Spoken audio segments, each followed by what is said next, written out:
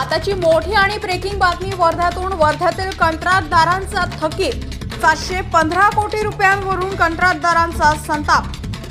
2 वर्षापासून पैसे न मिळाल्यानं कंत्राटदारांची टोकाची भूमिका. 15 ऑगस्टला जिल्हा प्रशासनासमोर आत्मदहनाचा इशारा. अभियंता आंबोरे यांच्या त्रासाला कंटाळून कंत्राटदार बाबा जाकीर करणार आत्मदहन. सार्वजनिक बांधकाम विभागावर 1,25,00,000चं देयक आहे प्रलंबित. वारंवार पत्रव्यवहार करूनही मिळाले नाही देयक. अभियंता आंबोरे यांच्या त्रासामुळे कंत्राटदार बाबा जाकीर यांचा संताप. महसूल मंत्र्यांच्या आदेशाला अभियंता आंबोरेची कैराची टोपली.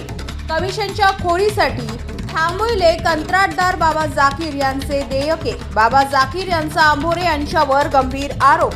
चयन का ये है कि यहाँ पे अंबुरे साहब के 2-3 एजेंट घूमते हैं. वो 2-3 एजेंट जो घूमते वो लोगों से सेट करते, जो ठेकेदार पकड़ के वो ठेकेदार से उससे बार्गेनिंग करके उससे काम लेना, काम उनको कैसा प्रोवाइड करना, टेंडर कैसे मैनेज करना, और टेंडर मैनेज करने के बाद में फिर अगर वो टेंडर काम हो गया, काम होने के बाद में मंत्रालय में जब गए पैसे लाने के लिए, तो मंत्रालय हम लोगों को भेजा जाता. वहाँ पे डिमांड होती 4% की. 4% दो, फिर यहाँ पे पैसे आएंगे तो हमको देंगे.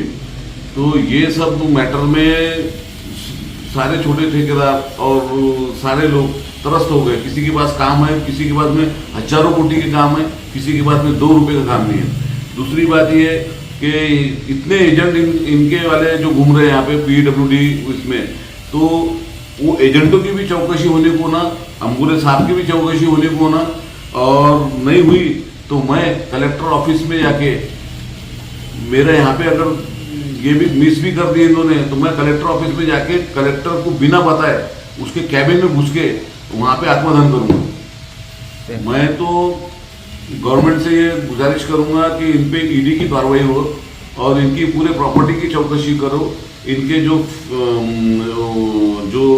जो भ्रष्टाचार में शामिल है जो एजेंट, उनकी भी चौकसी करो. मैं तो चौकसी के अंदर में उनका नाम भी बताया, तो वो उसके अंदर में उनका नाम भी का भी उल्लेख है मेरे पास में, तो उनकी भी चौकसी करो और उन पर कार्रवाई करो, सख्त से सख्त कार्य करें. जब तक ये कार्रवाई होंगी नहीं, अंबुरे साहब को यहाँ से हटाएंगे नहीं, यहाँ से भेजेंगे नहीं, तो जब तक ये वर्धा का पूरा ना विकास होगा ना कुछ होगा. सब यहाँ पे एजेंट बने फिरते रहेंगे और यहाँ पे सब लोगों को, पूरे कॉन्ट्रैक्टर यूनियन को तकलीफ होगी. कि अंबुरे साहब, मैंने सुना कि अंबुरे साहब अकोला में रहते, अकोला के अंदर में भी उनके ऊपर कार्रवाई चालू थी. वहाँ से यहाँ पे इसके पहले भी ये ट्रैप हो चुका है PWD वर्धा में, और अभी भी आए तो ये वो ट्रैप को देख के भी नहीं सुधर रहे. और ये इतना भ्रष्टाचार और इतना कम से कम 600-700 करोड़ रुपए का इन्होंने मैनेज किए काम. हर जगह से हर टेंडर मैनेज किए. पैसे 5% अगर इन्होंने लिए होंगे तो कितना पैसा हो गया, और वो सब पैसा लेके ये कहाँ पे रखे होंगे, तो वो तो इनके प्रॉपर्टी और इनके इसमें होगा. तो इसके लिए इनको जल्दी से जल्दी ऐसे भ्रष्ट अधिकारी को यहाँ से भेजा जाए जो सबके नाम पे पैसे खाता है. कलेक्टर के नाम पे पैसे खाता, आमदार के नाम पे पैसे खाता, खासदार के नाम पे पैसे खाता. जितने भी लोग पॉलिटिकल है उनके नाम से डरा के, कोई आम छोटा सा ठेकेदार आमदार खासदार को थोड़ी पूछने जाएगा कि तुम पैसे क्यों मांग रहे करके. ये तो सब ये कारोबार करता ना, कुछ भी काम रहा, किसी ने मांगने गया तो सीधा उधर का नाम बताता था, इधर एजेंट को पकड़ के अपने पैसे का व्यवहार करवाता और फिर उसको काम बांटता. तो मैं ये जब से ये यहाँ पे बैठे अंबुरे साहब, जब से पूरे टेंडरों की चौकसी लगाओ तो कोई भी 1-आधा% बिलों के अलावा कोई बिलो नहीं है. तो मैंने भी 21% बिलो काम किया इस वर्धा शहर में. हिमालय विश्व रोड बनाया, तो वहाँ पे जब मैं 21% बिलो जाता, उसके बाद में 1 भी % बिलो कोई टेंडर गया ही नहीं यहाँ पे. तो ऐसा कैसा परिवर्तन हो गया कि सब पूरे काम मैनेज हो गए. ऐसा कैसा, ये इसके अंदर में भ्रष्टाचार का बहुत बड़ा खेल है.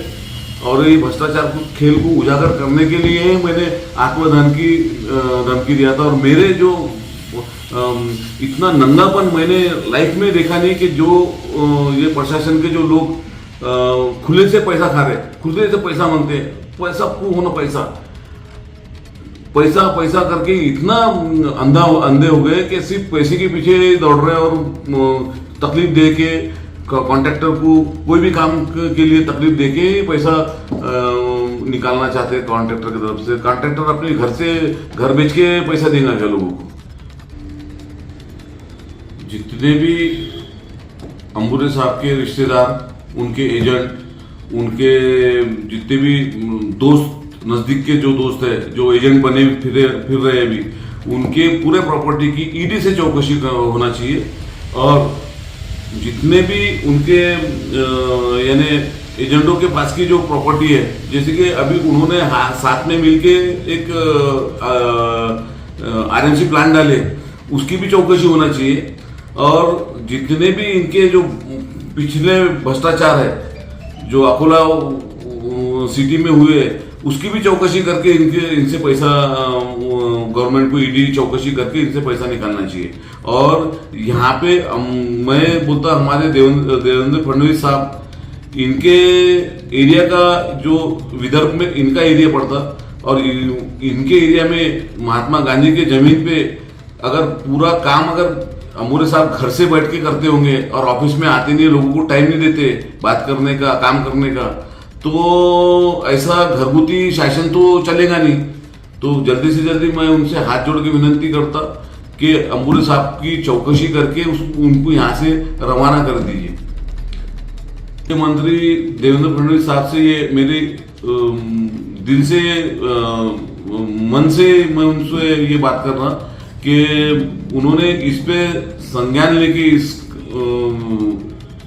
अंबुरे साहब के केस का कड़ी से कड़ी कार्रवाई करने की कोशिश करे, ईडी की चौकसी करने लगाए और ईडी के अंदर में जो भी इनके सबूत मिलते वो लेके इनको पनिशमेंट करे और गुना भी दाखिल करे।